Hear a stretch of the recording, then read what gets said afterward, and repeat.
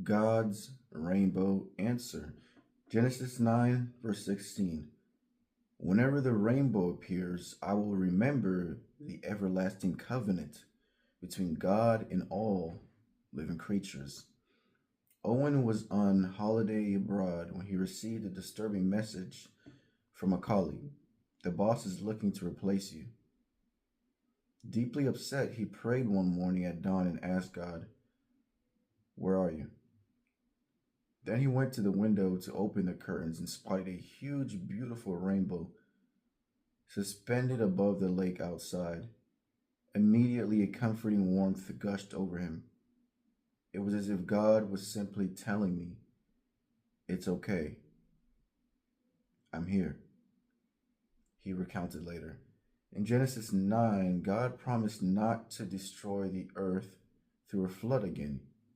He promised, whenever the rainbow appears in the clouds, I will see it and remember the everlasting covenant between God and all living creatures of every kind on the earth. This covenant was everlasting and unconditional. It depended totally on God's protection and provision, not on humanity's performance. And it was just the first of many promises God would make to his people. Jesus too said, "Surely I am always with you." Matthew 28, verse 20. God doesn't promise that we won't suffer, but he does promise his ever-present comfort and personal presence.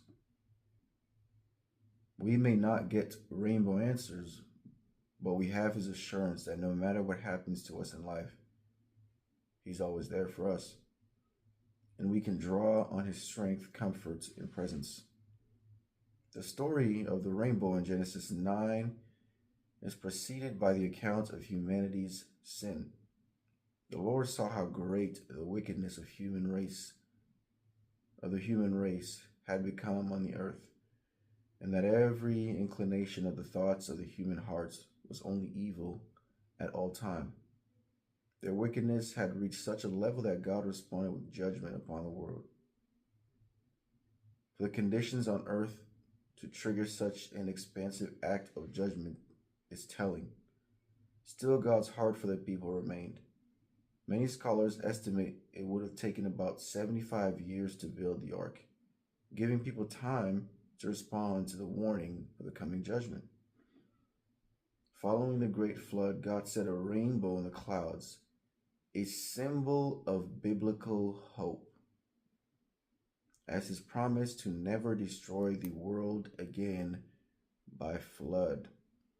Today, no matter what we face in life, we can be assured of God's presence and faithfulness. So in times of trouble and worry, what can you do to remind yourself of God's presence? And which promises of his give you comfort? Loving Father, thank you for your presence, and please help me to remember your promise to be with me always. What does it mean that God is with us? What does it mean that God is with you? What does it mean that God is with me, right? Let's ponder on that question this morning. Thank you for joining me in today's Daily Bread reading.